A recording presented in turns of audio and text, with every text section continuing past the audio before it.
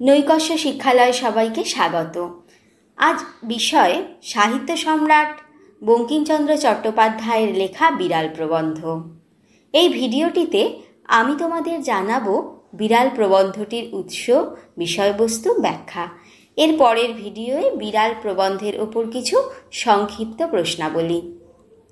বিড়াল প্রবন্ধটি বঙ্কিমচন্দ্র চট্টোপাধ্যায়ের লেখা কমলাকান্তের দপ্তর প্রবন্ধ গ্রন্থের ১৩ সংখ্যক প্রবন্ধ। কমলাকান্তের দপ্তর প্রবন্ধ গ্রন্থটি ১৮৭৫ খ্রিস্টাব্দে বঙ্গদর্শন পত্রিকায় প্রকাশিত হয়। বিড়াল প্রবন্ধটি কমলাকান্তের দপ্তর প্রবন্ধ গ্রন্থের একটি ব্যঙ্গধর্মী প্রবন্ধ। এই প্রবন্ধের মধ্যে দিয়ে সমাজতান্ত্রিক ভাবনা প্রকাশিত হয়েছে। এই প্রবন্ধে বিড়াল ও কমলাকান্ত সমাজের দুই শ্রেণীর মানুষের প্রতিনিধিত্ব করেছে। বিড়াল প্রতিনিধিত্ব করেছে সমাজের শোষিত ও দরিদ্র শ্রেণীর, আর কমলাকান্ত প্রতিনিধিত্ব করেছে উচ্চবিত্ত ধনী শ্রেণীর। যদিও বিড়ালের মধ্যে দিয়ে কমলাকান্তের নিজস্ব চিন্তাভাবনাই প্রকাশিত হয়েছে। এবার আসি প্রবন্ধের বিষয়বস্তুতে। প্রবন্ধের শুরুতে দেখা যাচ্ছে আফিমের নেশায় আচ্ছন্ন কমলাকান্ত নেপোলিয়ান হয়ে ওয়াটারলুর যুদ্ধ জয় করার ইচ্ছেতে বিভোর। তখনই তার কানে আসে বিড়ালের মিয়াও শব্দটি। এখানে তোমাদের একটু নেপোলিয়ানের পরিচয়টা দিয়ে নিই। নেপোলিয়ান হলেন ফরাসি সম্রাট, যার যুদ্ধ দক্ষতায় ইউরোপের অধিকাংশ অঞ্চল তার আয়ত্তে আসে।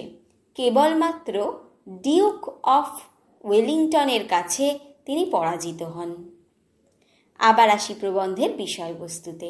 প্রসন্ন গোয়ালিনীর দেওয়া দুধটুকু উদরসাৎ করে পরিতৃপ্ত হয়ে বিড়াল মিয়াও শব্দ করে কমলাকান্তের সামনে এসে দাঁড়ায় কমলাকান্তের মনের প্রতিক্রিয়া জানার জন্য। কমলাকান্ত ভাবে দুধ যেহেতু মঙ্গলা গাইয়ের আর দুইয়েছে প্রসন্ন গোয়ালিনী, তবে সেই দুধে বিড়াল ও তার সমান অধিকার। কিন্তু বিড়াল দুধ খেলে মানুষের উচিত তাকে লাঠি নিয়ে তেড়ে যাওয়া, না হলে নাকি মানুষকুলের অবমাননা, আর বিড়ালকুলেও তাকে কাপুরুষ বলে বিবেচনা করবে। এই ভেবেই কমলাকান্ত বিড়ালকে লাঠি নিয়ে তেড়ে যায়। এরপর যেন কমলাকান্ত দিব্যকর্ণ প্রাপ্ত হয়ে বিড়ালের সকল বক্তব্য বুঝতে পারে। এরপর বুঝিলাম যে বিড়াল বলিতেছে, মারপিট কেন? স্থির হইয়া হুঁকা হাতে করিয়া একটু বিচার করিয়া দেখো দেখি, এ সংসারে ক্ষীর, সর, দুগ্ধ, দধি, মৎস্য, মাংস সকলই তোমরা খাইবে, আমরা কিছু পাইব না কেন? তোমরা মনুষ্য, আমরা বিড়াল, প্রভেদ কি? তোমাদের ক্ষুধা পিপাসা আছে, আমাদের কি নাই? তোমরা খাও, আমাদের আপত্তি নাই, কিন্তু আমরা খাইলে তোমরা কোন শাস্ত্রানুসারে ঠ্যাঙ্গা লাঠি লইয়া মারিতে আইসো, তাহা আমি বহু অনুসন্ধানে পাইলাম না। সত্যি তো, জীবকুলে ক্ষুধা তৃষ্ণা সবারই আছে, তাহলে মানুষই কেন শুধু খাবে? অন্য কেউ খেতে গেলে কেন শাস্তি পাবে? তাই বিড়াল বুঝিয়েছে আসলে মানুষের জ্ঞানের উন্নতির প্রয়োজন, কারণ বিদ্যালয়গুলিতে যা কিছু শেখানো হয় তাতে জ্ঞানের বিকাশ মানুষের যথার্থ হয় না।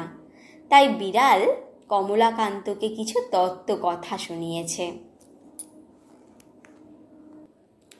দেখো শয্যাশায়ী মানুষ, ধর্ম কি? পরোপকারী পরম ধর্ম। এই দুগ্ধটুকু পান করিয়া আমার পরম উপকার হইয়াছে, তোমার আহরিত দুগ্ধে সেই পরোপকার সিদ্ধ হইল। অতএব তুমি সেই পরম ধর্মের ফলভাগী। আমি চুরি করি আর যাই করি, আমি তোমার ধর্ম সঞ্চয়ের মূলীভূত কারণ।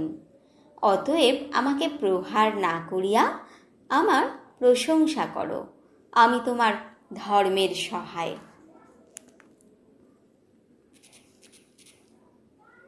বিড়াল জানিয়েছে পরোপকার পরম ধর্ম, সুতরাং কমলাকান্তের জন্যে রাখা দুগ্ধ পান করে বিড়ালের ক্ষুধা মিটলেও কমলাকান্তের কিছু পুণ্য সঞ্চয় হয়েছে।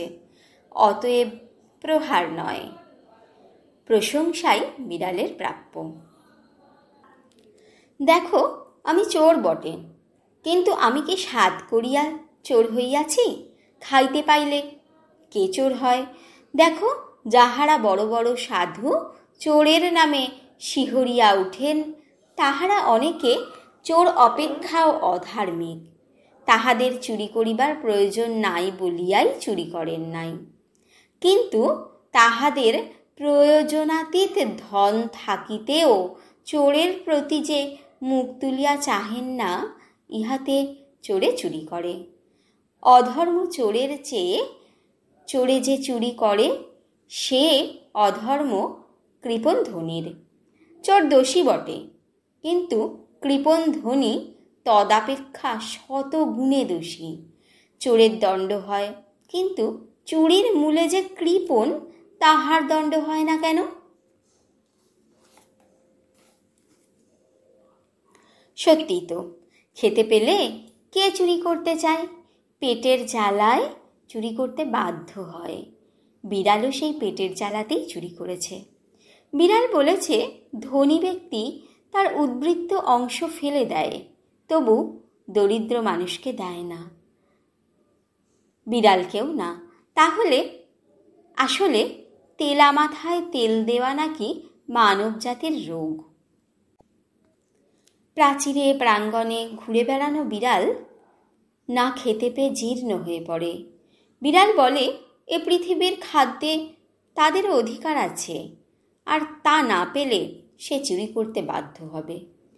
কমলাকান্ত বুঝতে পারে বিড়ালের যুক্তি কিছু ভুল নয়, তবুও সে বিড়ালকে বোঝানোর চেষ্টা করে যে চুরি করলে সমাজের বিশৃঙ্খলা বাড়ে, আর চুরি করলে শাস্তিও পেতে হয়। কিন্তু বিড়ালকে বোঝায় কে? মার্জারি মহাশয়া বলিলেন, চোরকে ফাঁসি দাও, তাহাতেও আমার আপত্তি নাই, কিন্তু তাহার সঙ্গে আরও একটি নিয়ম করো, যে বিচারক চোরকে সাজা দিবেন তিনি আগে 3 দিবস উপবাস করিবেন। তাহাতে যদি তাহার চুরি করিয়া খাইতে ইচ্ছে না করে, তবে তিনি স্বচ্ছন্দে চোরকে ফাঁসি দিবেন।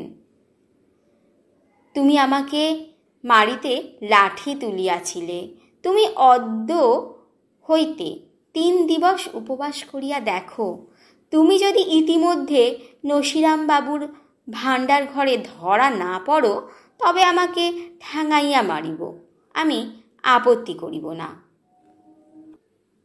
বিড়াল জানায়, চোরের ফাঁসিতে তার আপত্তি নেই, তবে বিচারক শাস্তি দেওয়ার আগে নিজে 3 দিন উপবাস করে দেখুন, তিনি বাধ্য হবেন খাবার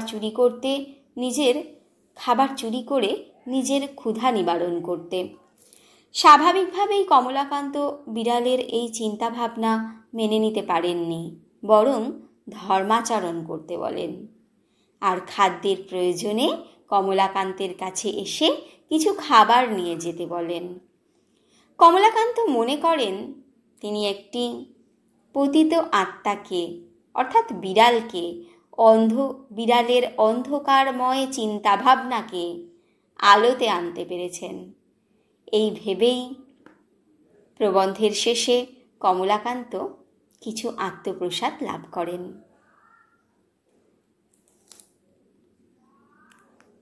এখানেই ভিডিওটি শেষ হলো। দেখা হবে পরের ভিডিওয়ে বিড়াল প্রবন্ধের উপর কিছু সংক্ষিপ্ত প্রশ্নাবলী নিয়ে।